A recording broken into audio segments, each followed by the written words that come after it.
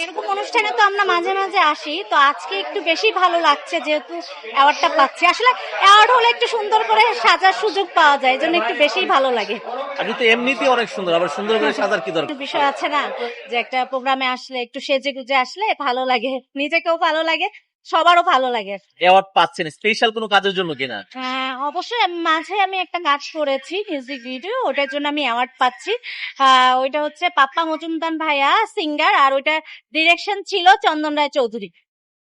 আমরা অনেকদিন যাবতীয় শুনছিলাম যে আজারি হুজুর। এটা ভুল কথা, আমি আজহারি হুজুরকে বিয়ে করতে চাই এটা বলি নাই, আমি বলছি হুজুর টাইপের ছেলে আমার পছন্দ। আর আমি বলেছি যে আসিফ হুজুরকে আমার বেশি ভালো লাগে আর কি।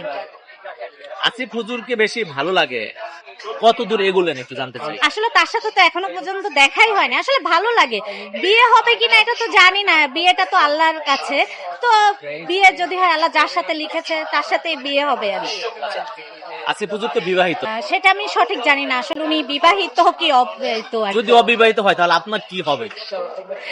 আচ্ছা, এখন আমি একা চাইলে তো হবে না, তারও তো চাইতে হবে, তাই না? যে এখন সে আমাকে বিয়ে করবে কিনা, তাকে আমার ভালো লাগে আর কি।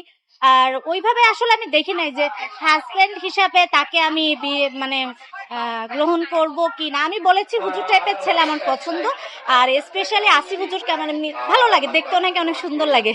প্রত্যেকটা নারীর একটি করে আমি এটা বলতে পারছি না সে আমার স্বপ্নের পুরুষ, তাকে আমার ভালো লাগে, বাট আমার আমার ভবিষ্যৎ পরিকল্পনা হচ্ছে যেটা, আমি চাই একজন হুজুর টাইপের মানুষ আমার হাজবেন্ড হবে, যার পাশে শুয়ে থাকলে সে আমাকে গজল শোনাবে। ইভেন তার গাড়িতে যখন আমি চড়বো, সে গান বাজে, সে আমাকে গজল শোনাচ্ছে, গাড়িতে শুয়ে আছি গজল চলতেছে।